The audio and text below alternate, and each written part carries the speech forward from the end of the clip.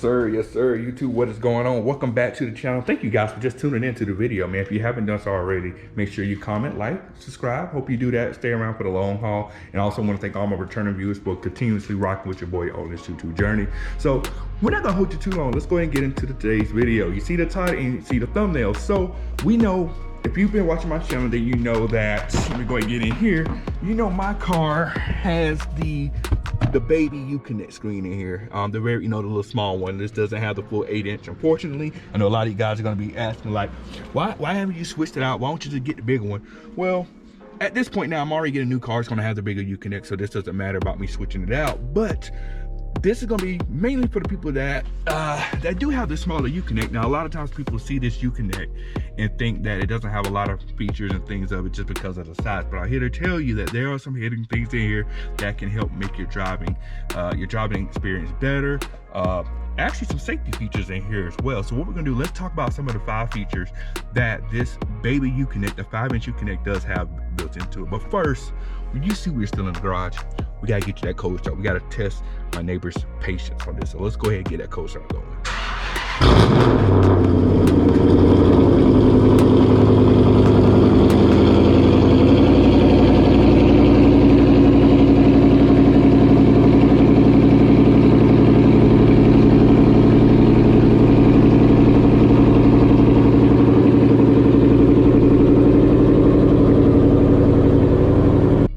So we got the car out of the garage and we are sitting in the car here. So we're going to show you some of the features that this Uconnect does have, like some safety features. Also, like I said, some features that are going to make your driving experience a whole lot better. So let's go ahead and get into the first one.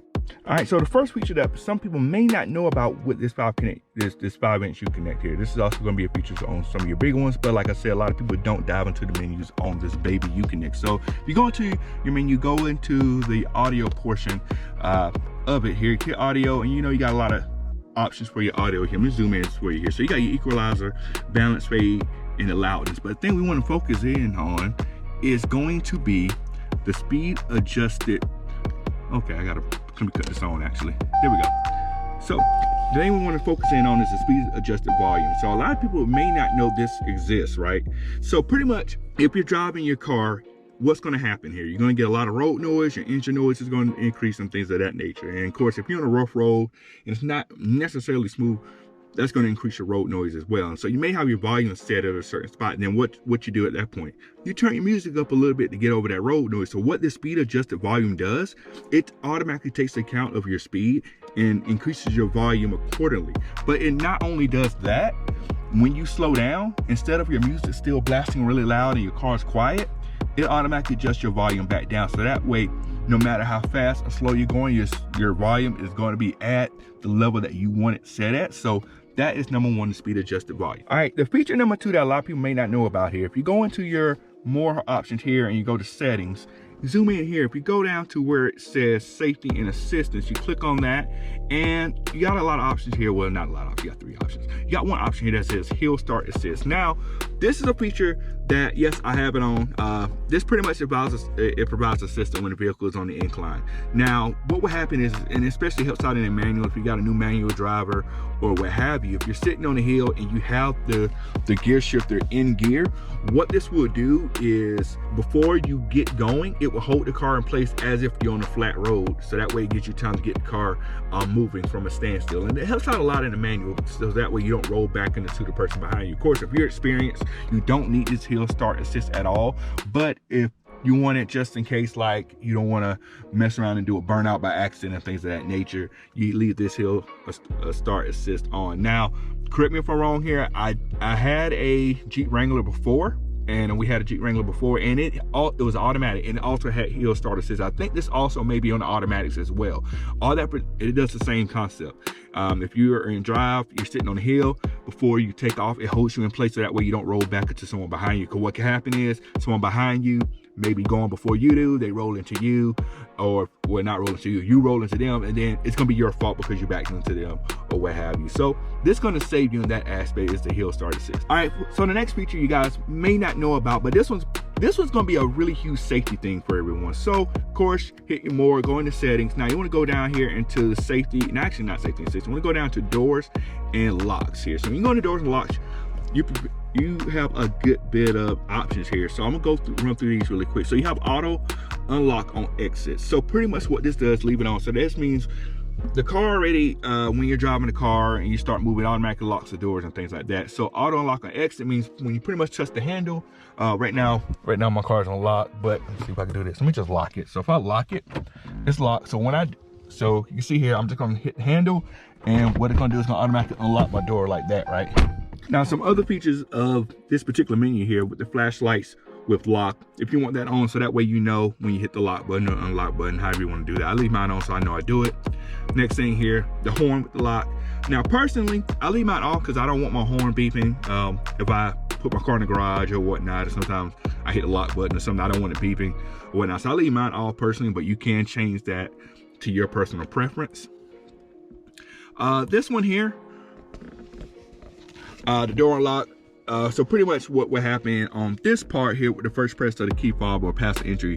So pretty much you go to unlock your car door, you can do it to press, you can do it so when you unlock it, unlocks the driver door only, or you can unlock all the doors at the same time. Now this is a really big safety feature here. So if you are by yourself most of the time, you may only want to open the driver door when you unlock it, so that way, for some crazy reason, that someone doesn't come in and like try to jump in your car when you unlock the car.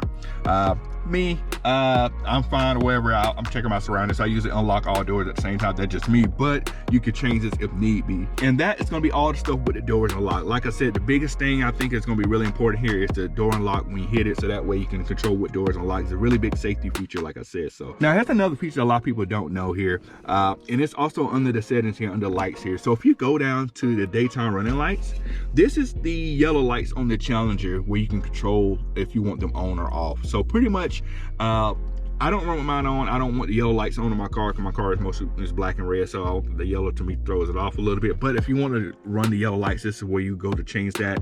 And pretty much if you have a manual, this will only come on when you take the parking brake off. So right now I have it set, but once I pull the parking brake off, the yellow lights will come on. And of course, if you have automatic, I'm pretty sure those come on after you take it out of park. So that's one thing you want to remember here. Of course, there's some other things here as far as like lights with wipers. If you're driving, you can make sure that your lights automatically come on when your wipers come on. That is a law in certain states. Illuminated approach, so pretty much like how long the lights will stay on after you lock the door or what have you, so that way you can kind of make sure you can see if you're in a dark area and things like that. Have mine set 30 seconds. I don't think it needs to be any longer than that. So those are a couple things that that you want to check out when it comes to lights. Now here's another feature. This is the last feature I want to show you guys here. This is under safety and assistance under the same menu. It's the power steering how. Now I know this car necessarily does not have like the performance pages where you can adjust a lot of things in here, but you actually can adjust how your steering feels here. Now I'm gonna say this the best way I can. So I know y'all flaming how I say it. So you pretty much you have three settings here. You have a normal, a sport, and a comfort. Normal is pretty much just kind of in the middle of comfort and sport here. So pretty much comfort is going to make the steering real easy to turn. Sport is going to make it a little bit more little stiffer. It makes the car feel like it has more weight. Personally, I'm gonna say this the best way I can. I like the stiff feeling of the steering wheel. Make sure y'all heard me. The steering wheel. I like that firmness of the steering wheel. Pause if you will, for those of you that might say that, you know. So I don't run mine on sport. Of course, if you don't like that, you can go to comfort or normal, things like that. That will make it a little bit more easier to turn. But to me, just feeling the weight of the car in my steering wheel helps me with how I drive and things like that. It feels really good. It feels really comforting to me. So that's why I run here. So you can do that adjustment on your car itself. Now, I want you guys to go out there, try certain things, see what works for you.